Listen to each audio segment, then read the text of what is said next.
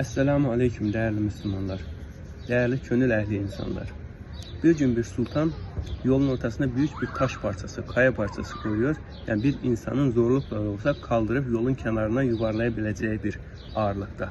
Ve altına da bir kese altın koyuyor, üzerine de bir not yazıyor, bir zarf bırakıyor. Çekiliyor kenara, bir müddet sonra vezir geliyor, oradan geçiyor, taşa bakıyor ve diyor ki, gidip sultanımla konuşayım da bu yolun ortasına düşen taşları kenarlaştırmak için bir kadro ayarlayalım. Ve gidiyor. Bir müddet sonra da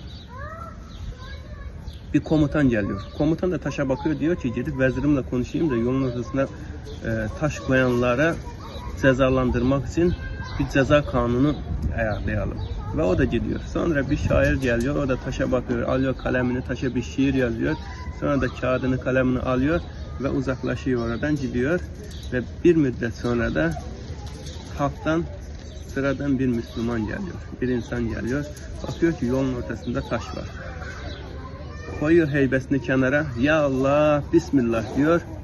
Yükleniyor taşa, taşı kaldırıyor, yolun kenarına yuvarlıyor. Ve bakıyor ki taşın, kaya parçasının altında bir kese var. Alıyor, açıyor keseyi, bakıyor ki kesenin içi altın dolu. Ve üzerinde de bir zarf var. Zarfı açıyor, bakıyor ki sultandan bir mesaj var, bir mektup var. Yazıyor ki sultan, bu altınlar elini taşın altına koymasını bilenlere helaldir. Evet, bu elini taşın altına koyma misali buradan geliyor ve bu da gerçeğin hikaye kısmıdır anlattığım. Evet değerli Müslümanlar, Allah'a emanet olun, selametle kalın. Velhamdülillahi Rabbil alemin.